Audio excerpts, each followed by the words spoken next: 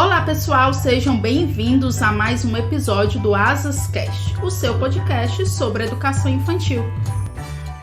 Aqui você vai encontrar reflexões, discussões e estudos sobre educação, desenvolvimento infantil e o universo das infâncias.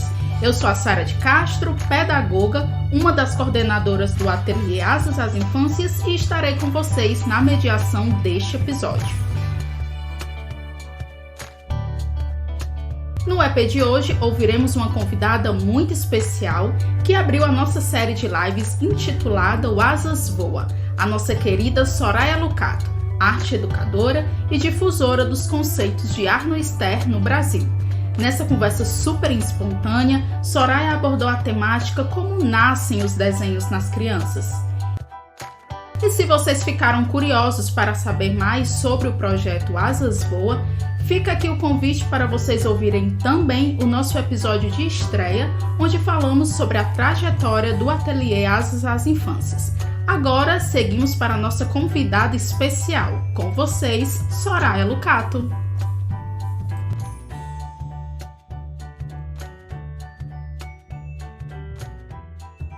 Fico muito feliz de poder participar, de poder abrir essa conversa aí. Asas Voa, adorei o nome é lindo, né?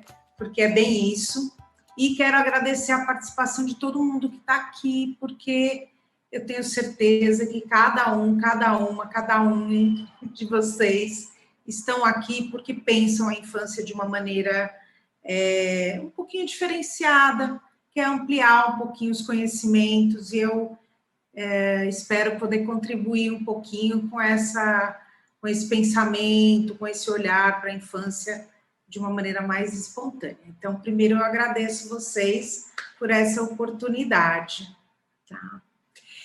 Eu vou contar um pouquinho da minha trajetória. Eu sou artista plástica, atriz, arte terapeuta, produtora cultural, professora de arte e mais uma série de outras coisinhas, terapeuta holística, porque eu sou, na verdade, uma buscadora, né? Eu procuro aprender sempre com as outras pessoas, com cursos, com palestras, com trocas. O meu objeto de estudo maior, principal, é o desenho espontâneo. Eu me formei na década de 80 em educação artística. Eu não me conformei com a forma que a educação artística era levada naquela época. E eu abandonei, eu dava aula no estado, né? Eu sou de São Paulo, sou paulistana. Eu dava aula na capital de São Paulo, na periferia de São Paulo, num dos bairros mais vulneráveis, vamos dizer assim, tanto de segurança quanto de infraestrutura de um modo geral, né? Para quem não conhece, para quem conhece a Zona Leste de São Paulo, a periferia, a cidade de Tiradentes, é uma região bastante populosa, e foi ali que eu comecei a dar aula. Eu dava aula lá para muita gente e era bem desconsiderada a aula de arte. Bom, eu fiquei 3 anos nessa estrutura de aula do Estado, sendo uma professora da rede pública, e eu abandonei porque eu não concordava com a metodologia usada e tampouco com o respeito para com a arte naquela época, né? Então, eu saí de lá e fui trabalhar na Secretaria do Menor, que era um projeto muito interessante de era trabalhando também com população em situação de vulnerabilidade social, em vários sentidos, e daí eu desenvolvi um trabalho que era meio que um núcleo do que hoje eu desenvolvo um montão. Naquela época eu era muito menina, eu tinha 20 e poucos anos, mas já tinha essa ideia de trabalhar o desenho espontâneo, que ele regeneraria, e eu percebia que de fato acontecia isso, porque se aconteceu comigo, aconteceria com outras pessoas. Eu digo comigo porque eu também fui uma criança que nasci na periferia, eu cresci na periferia de São Paulo, de família que não era ligada à arte, ninguém sequer sabia de arte, e eu tenho hiperatividade e déficit de atenção.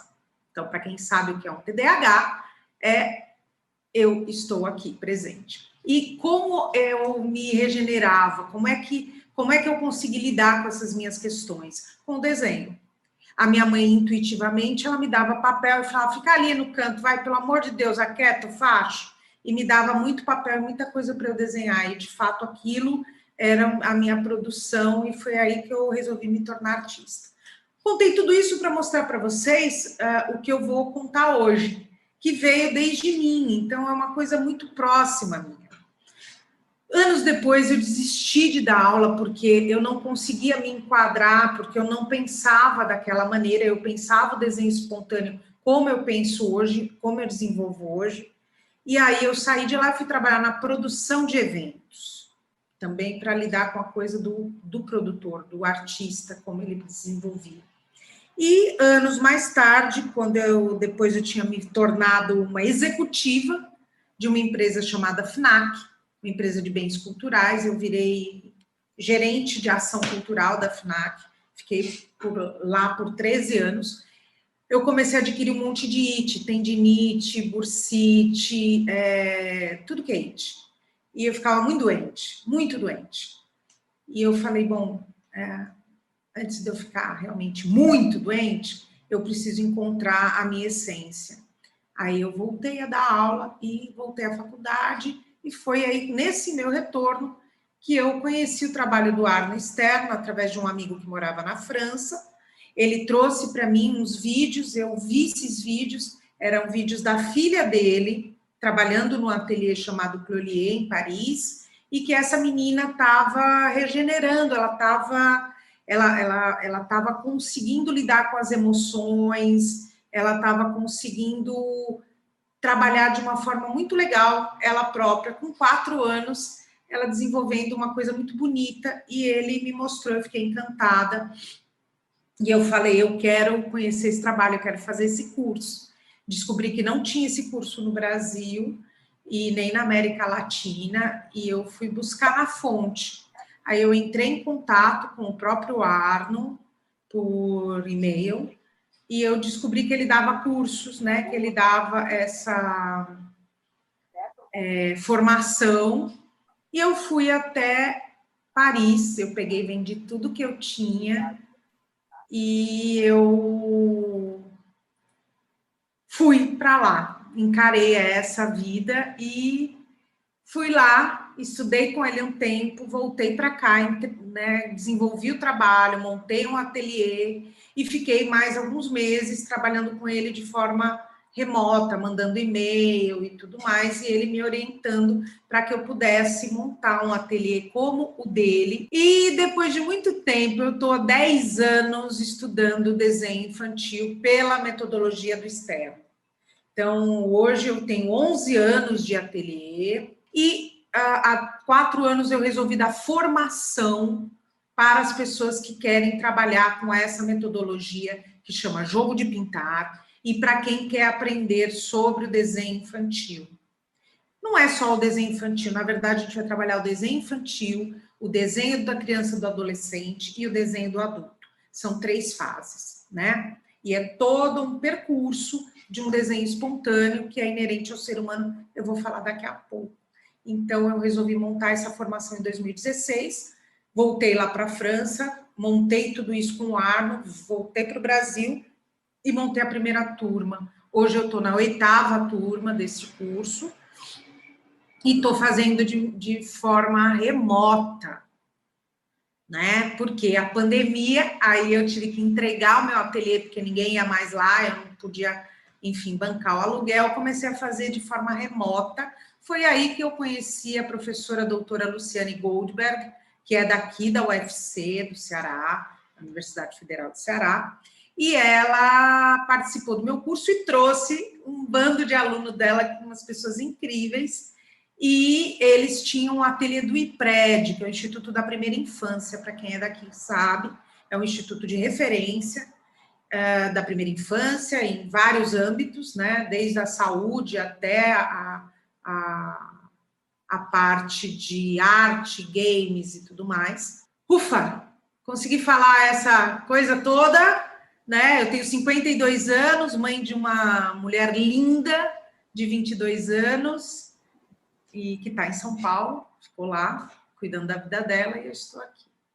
É isso, gente. Obrigada, meninos, e vamos lá, meninos, meninas, meninas. Soraya, então, partindo do título do nosso encontro de hoje, como nascem os desenhos nas crianças?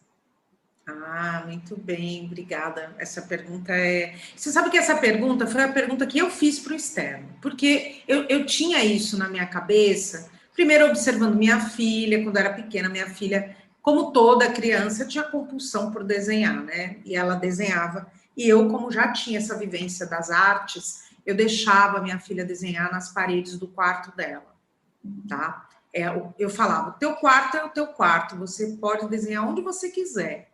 É teu, qualquer lugar. E ela desenhava em qualquer lugar mesmo, ela tinha desenho em tudo que é canto. Ela tinha tanto desenho que quando ela ficou adolescente, ela chegou para mim e falou, ai mãe, pelo amor de Deus, vamos pintar tudo isso, porque eu não aguento mais de tanto desenho, já está poluído. E aí a gente pintou. A partir disso, quando, anos depois, né, a minha filha tinha 11 anos quando eu conheci o Arno. Né? Então, 11 anos depois, eu comecei a trabalhar o estudo do desenho, e o Arno, ele diz a seguinte coisa, o desenho, ele é inerente ao ser humano. Então, nós vamos trabalhar da seguinte maneira, vamos pensar junto. O Arno, em 42, começou a trabalhar na casa da infância, com órfãos de guerra. Tá?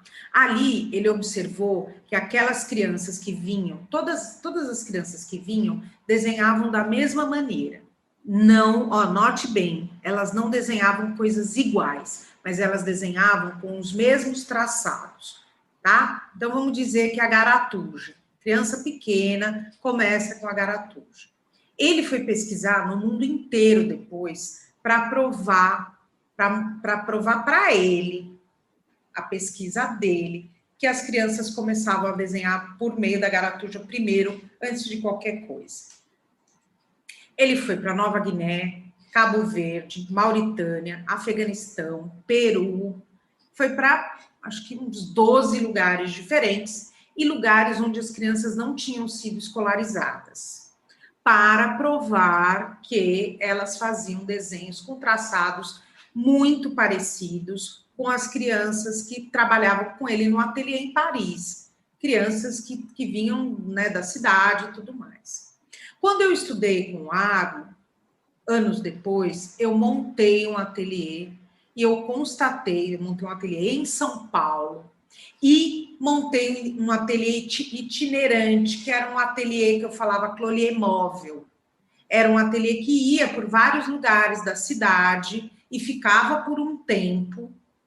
E neste tempo eu ia observando o desenho das crianças. Então eu observava que os desenhos daquelas crianças de vários lugares da cidade eram muito parecidas com os desenhos que ele tinha me mostrado lá em Paris. Tanto as crianças parisienses ou mesmo que moravam em Paris, quanto as crianças do Cabo Verde, da Costa do Marfim, sabe? Aquelas crianças de vários lugares do mundo. O que se constata com isso? Que o que é comum entre essas crianças não é o meio social. Eu estou falando da criança pequenininha, tá, gente? Vamos datar, vamos recortar. Primeira infância, primeiríssima infância. Vamos fazer esse recorte para depois vocês entenderem. Primeiríssima infância, a gente fala da criança a partir dos 8, 9 meses, 1 ano, que começa a riscar, até uns 2 anos e meio. Vamos fazer esse recorte, tá bom? Esse recorte, todas as crianças fazem os mesmos traçados. O que é isso? Esse traçado que a criança faz, que a gente chama de garatuja, o Arno chama de giuli, que é um giro, né? Uma forma bonita de falar, e que na Espanha chama turbilhão. Ele tem nomes diferentes, mas ele é a mesma coisa. Ela ainda não tem essa musculatura muito bem ordenada no sentido físico, tá? No sentido da musculatura estar mais desenvolvida.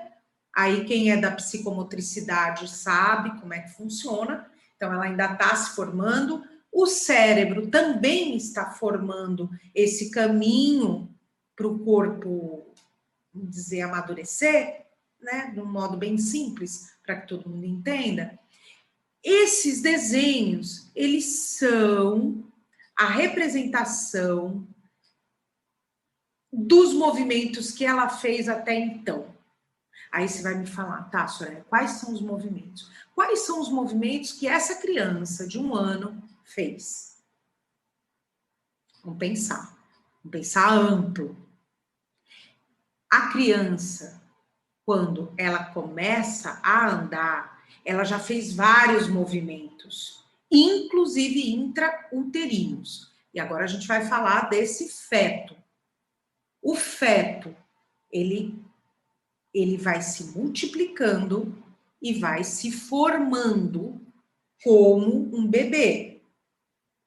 Essa formação que acontece, essa formação toda que acontece, ela está gravada numa memória física, que a gente chama de memória orgânica. É uma memória física. Não é uma memória de lembrança, gente. A criança não lembra que ela fez esses movimentos, mas o corpo dela sabe. E não só o corpo dela sabe, porque fez, mas porque os nossos antepassados todos fizeram. Os homens das cavernas nasceram da mesma maneira que nós. Eles passaram por um período gestacional igual ao nosso. Nós não mudamos nisso. Nada. Nós ainda somos gerados, né? Os bebês são gerados da mesma maneira. Então, naquela época, há X bilhões de anos, o homem das cavernas, ele desenhava não para deixar para a posteridade, mas para se comunicar consigo. E depois ele percebeu que ele comunicava com o outro. Tudo isso que se fazia, isso, anos e anos e anos passado, geração, isso está na nossa programação genética, como está o fato de andar. É uma programação genética, que ela é acessada de acordo com o desenvolvimento típico ou não, às vezes o desenvolvimento atípico também proporciona o fato da criança desenhar. Então, é aí que nascem os desenhos, a partir dessa construção física do corpo e dessa construção ancestral. Depois é que esse desenho vai ser transformado num desenho mais cultural. Aí a criança se apropria desses traçados para depois construir aquilo que ela vê. Mas aí isso é uma outra parte do desenvolvimento. Então, por isso que eu fiz um recorte bem afinadinho da primeiríssima infância. Soraya, fala. E dentro desse estudo, né, desses estudos do Arno, como que surgiu esses estudos sobre a linguagem criadora? A linguagem criadora, gente, é um termo muito, muito, muito novo que eu criei. Vou falar para vocês. O Arno, ele denominava até a partir da década de 80 e 90, ele denominava todo esse trabalho dele em educação criadora. Era esse o nome. Inclusive, na Espanha, alguns estudiosos do Arno falam em educação criadora. Quando eu vim para o Brasil, eu traduzi muita coisa do Arno e eu traduzi para a educação criadora. Mas eu achei que educação é muito, como eu vou dizer, diz muito mais respeito à metodologia do que a desenvolvimento. Eu acredito, aí sou eu, não é o Arno, dentro dos meus estudos sobre o desenho, que o desenho é uma linguagem. E como ele é uma linguagem, ele tem o alfabeto, que é exatamente o que o Arno chama de formulação. A formulação, ela é um alfabeto expressivo. E que não é só no desenho. Não é só no desenho. Se você observar, por exemplo, a Garatuja, você vai ver a criança fazendo a garatude, ok? Se você observar o corpo dessa criança na brincadeira, é exatamente uma garatude. Ela fica brincando de rodar, a brincadeira dela é toda esse circular, que não é ainda um círculo. Ainda é desordenado, ela cai. Se ela cai, ainda é desordenado. E não é porque é desordenado que é mal feito, gente, veja bem. Tá? Não é. Todo esse desenho, ele tem que ser olhado como um desenho primal. Um desenho, assim, na sua mais tenra raiz. É primal mesmo. Eu posso dizer que é o desenho ancestral. Esse desenho é o primeiro que acontece. E se você der massinha para essa criança, o que ela vai fazer é exatamente isso, nesse primeiro momento. Porque é esse movimento que é o circular, que é esse desordenado, tá? Então, a linguagem criadora, a minha visão ampliou para o desenho, o corpo e o tridimensional. Por isso que eu chamo de linguagem. Tá? Linguagem criadora e não criativa. Por quê? Porque o criativo é o âmbito da pessoa, o fato da pessoa pensar, trabalhar com um lado mais abstrato, encontrar saídas e tudo mais. Um criador, ele pega esse criativo e transforma em algo palpável, em algo material, que é o que a criança faz. Ela tá nessa coisa toda que ainda não tem muito, como eu vou dizer, ainda tá no abstrato, e ela materializa quando ela começa a desenhar. Por isso que eu chamo de criador. Tá? É nesse sentido que eu quero dizer. Então, quando eu coloquei linguagem criadora, e é bem recente mesmo, porque quem fez curso comigo ano passado ainda não era esse nome. Eu tinha colocado o movimento espontâneo do desenho, porque eu estava no movimento. Quando eu ampliei um pouquinho mais o meu estudo, eu falei, pronto, é uma linguagem. Então, agora eu vou lidar com isso como uma linguagem. Tá?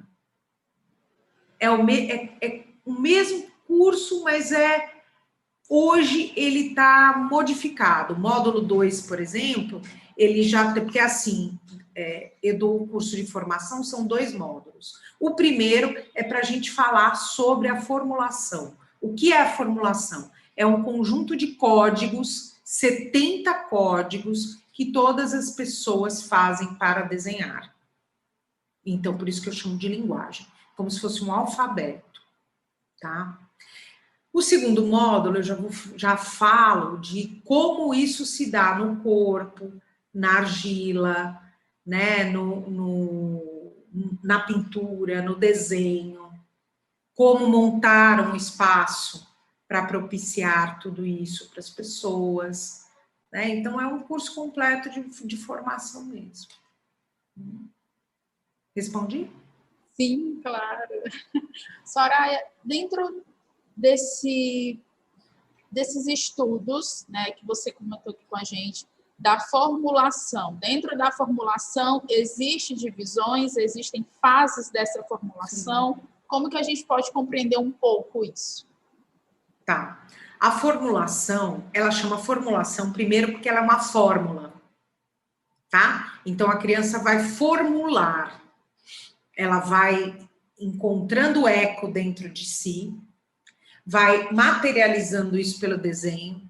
Aí, quando ela vê o que ela desenhou, ela começa a encontrar ecos em outras coisas. Então, aí ela passa para um segundo momento do desenho. O Arnold dividiu em 3 fases essa formulação. A primeira fase, que é da primeira infância, chama figuras primárias. A segunda, que é da infância, vai a partir dos... ele não data, ele não coloca idade, tá?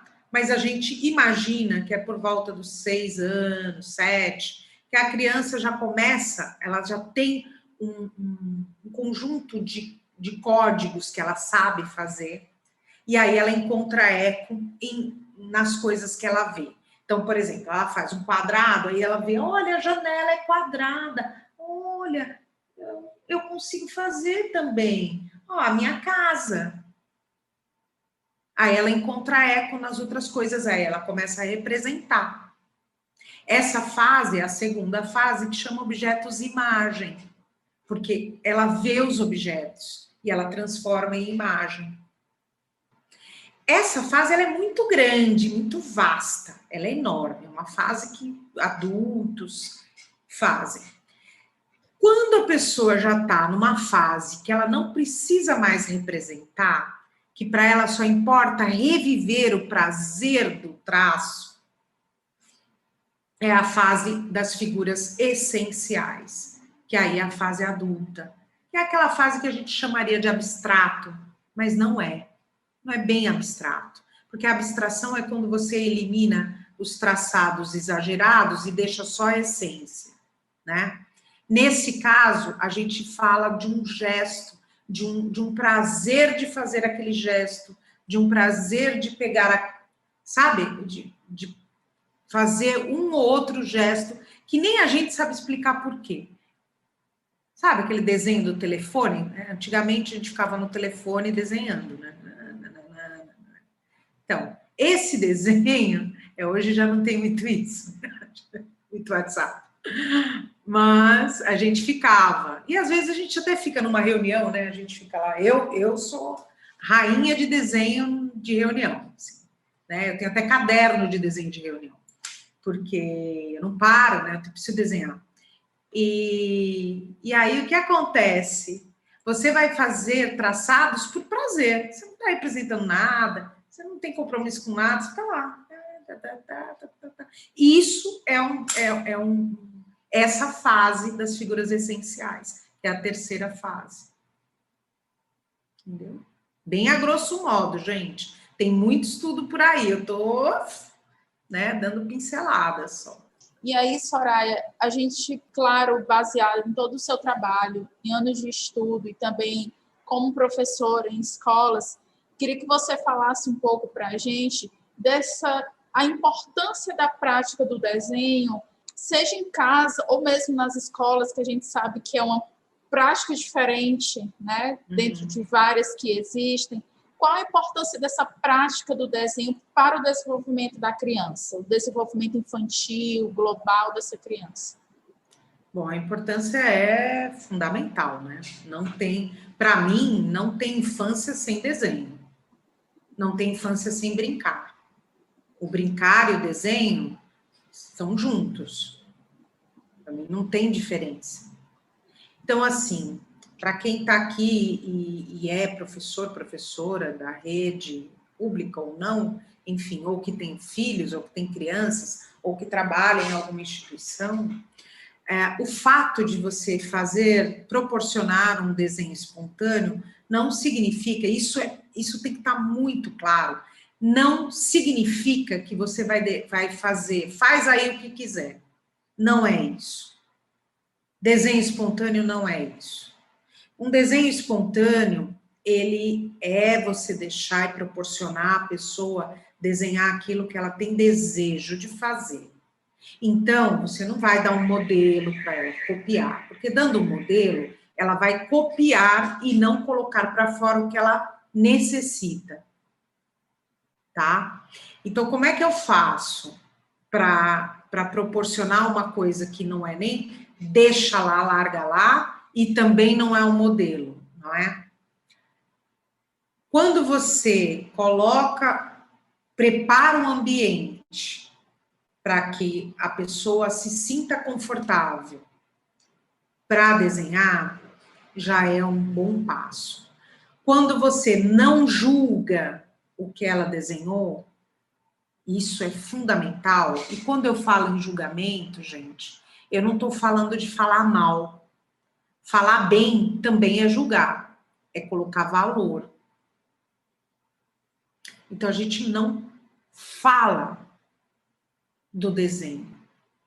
O que a gente pode, se a criança vem, ela conta a história, é você estar presente ali, participar com ela da história que ela conta. Isso eu estou falando de grupos de 15 crianças, 20 crianças. Não são todas que vão te contar ao mesmo tempo. Uma conta aqui, outra conta ali. É você estar presente e estar disponível para elas. Não para ensinar o que elas precisam, porque elas não precisam que você ensine, não mesmo. Elas precisam que você medie, você vai ser um mediador. Como é que você vai mediar? Tem várias formas. Por exemplo, vou dar alguns exemplinhos aqui que vocês podem usar, mas tem muitos, tá? Muitos, tanto é que tem um curso para isso. Mas, por exemplo, uma criança que vem para você e fala, tá bonito, tia? Isso é praxe. Muita criança fala, tá bonito, tia? Se você falar que tá bonito, que é o que a maioria dos adultos gentis falarão, vão falar, tá bonito. Você tá dando um valor, você já tá se colocando na posição superior e ele inferior. Hierarquias existem, precisam existir para que tenha uma ordenação. Só que na espontaneidade, quando você põe uma hierarquia, você cria uma dependência. E aí a criança vai ser dependente de você. Toda vez ela vai falar, tá bonito, tá bonito, tá bonito, tá bonito. Ou seja, ela nunca vai parar para refletir a produção dela. Ela sempre vai querer agradar ao outro. Aí é que está o problema da expressão. Aí é que está o problema, mais tarde, de adolescentes dependentes e rebeldes, porque não aguentam mais ter que pedir a bênção sempre para alguém. Entendeu? Quando você cria autonomia, então, ao invés de você falar, tá bonito, você devolve uma pergunta. Fala, o que você acha do seu desenho? E aí ele vai falar, eu acho que tá bonito. Para mim é ótimo. Se você tá feliz assim, para mim tá legal. A criança também pode te falar, eu não gosto muito. E você vai falar, mas por que você não gosta? Porque eu fiz isso aqui, aí deu erro. Tá, você acha que é sempre perfeito? Dialoga com a criança. Dialoga de forma inteligente, gentil e sutil. Dialoga. Quando você tiver na sua mente que você está com um ser humano criador, você também sendo um criador, você vai ter diálogos de igual para igual. Ou de pelo menos de respeito. Né? Então, esse é um exemplo. Um outro exemplo. Uma criança vem para você, desenha uma casa. Aí ela não põe a porta. O impulso primeiro do adulto é falar, olha, tá faltando uma portinha na sua casinha. Isso lá atrás para a criança vai dar aquela impressão, olha, não sei desenhar. Então, ao invés de falar, tá faltando uma porta na sua casa, você pode perguntar, olha, que interessante, por onde entra na sua casa? E ela vai te dar a resposta. Ela vai poder falar, não entra, ela vai poder falar pela chaminé, ela vai poder falar por trás, ou ela vai falar, esqueci. E vai lá e desenha a portinha, entendeu? Vem dela. Você devolve, você estimula esse ser humano a ser um criador. Você estimula ele a ter autonomia. Então, são alguns dos exemplos que a gente pode dar e fazer. O que eu proponho, e que é a proposta do Arno, e que é a proposta de outras pessoas, como o Francesco Tonucci, com quem eu também tive o enorme prazer de estudar pouquinho, mas estudei, com o Miguel Castro, que é um espanhol, que trabalha também ali a expressão autêntica e com a educação criadora, o mais importante é você criar pessoas autônomas do que dependentes de você com relação à criação. De fato, eu trabalhei muito com crianças nessa faixa etária mesmo, e tem essas diferenças. Eu vou te falar uma coisa, assim, pode não ser muito, mas são diferenças. E a gente respeita essas diferenças. Primeiro. Outra, A partir do momento que você conhece a sequência que vai se dar por cada criança, você sabe que em algum momento ela vai passar, ela vai transpor a garatuja. A garatuja ela é importantíssima e ela é um desenho. E esse é o erro. A gente olha a garatuja como um não desenho. A gente olha o desenho, a representação de alguma coisa que a gente conhece, o adulto lida com isso como um desenho. E a garatuja, o pontilhado, e os círculos, as gotas e os caracóis como um não desenho. E tudo isso é desenho. Tudo isso é desenho. Cada pessoa tem o seu jeito, o seu estágio de desenho. Cada criança também tem o seu estágio do desenho. Certamente, essa criança daqui a 1, 2, 3 meses, ela vai, transpor. Porque ela fez tanto, que ela vai transpor, ela vai desenvolver. E ela vai desenvolver dentro da deriva que ela escolher. Aí eu emendo com a outra pergunta aqui, que muitos professores pedem para que a criança pinte, ela tem que desenhar, contornar e pintar lá dentro. Isso em arte não existe. Vou falar agora como artista. Poucos artistas fazem isso. É exatamente o contrário. Eu pinto e depois, por último, eu contorno, se eu quiser contornar. Então, da onde vem isso?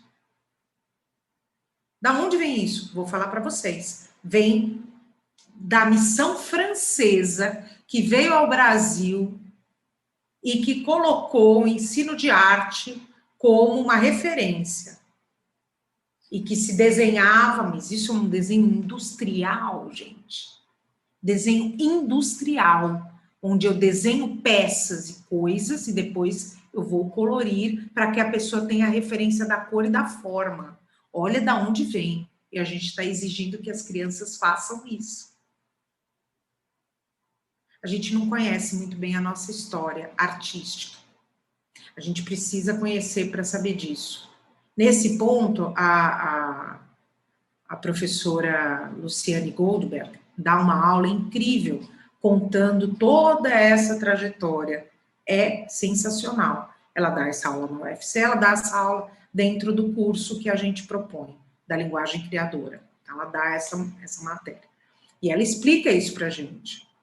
E aí eu emendo mostrando essa coisa do desenho. Então, dê mais e mais papéis, mais e mais possibilidade para que eles possam desenhar de pé, deitados, sentados, porque eles vão experimentar possibilidades corporais. Isso é muito importante nessa fase. Eles precisam criar tônus, né? E a criança cria tônus brincando, fazendo atividades. Ela vai criar tônus. Eu vou ter que falar para você, porque é verdade, porque assim, a espontaneidade, ela está acontecendo, cada pessoa tem seu ritmo. Então tem uma coisa assim, olha que coisa mais curiosa, né? A criança está lá desenhando, está lá se soltando, fazendo todas as coisas. Pronto, chega que agora é hora de fazer isso. Então você invalida aquilo que ela fez para validar uma escrita, por exemplo. Então, desenhar as letras, porque é um desenho, a gente não acha que é, mas né? Escrever virou uma coisa muito mais importante do que o desenho. Sendo que a criança faz, mas eu já estava fazendo. Eu já estava fazendo ali. Nossa, eu estava fazendo quase um G ali do meu nome. Não vale. Esse aqui, ó, esse que vale. Então, a gente invalida a criação para validar outras questões. Infelizmente, é assim que funciona o sistema educacional, né? O que a gente pode tentar fazer é trabalhar de uma maneira mais lúdica as coisas. Colocar mais ludicidade, colocar mais brincadeira, colocar mais espontaneidade. Mudar o sistema, a gente não vai conseguir mudar assim de uma hora para outra, né? Principalmente quem está dentro da sala de aula. Não tem como. E a gente precisa fazer. É um prazer sempre falar da infância, porque é a minha bandeira, né? Então, eu quero agradecer Sara, Nájila, Claudene, Primeiro, por vocês se colocarem a pensar numa infância, digamos, mais natural, mais espontânea, mais autêntica, criando esse projeto, né? Gratidão por esse projeto bonito, que é esse projeto Asas à Infância.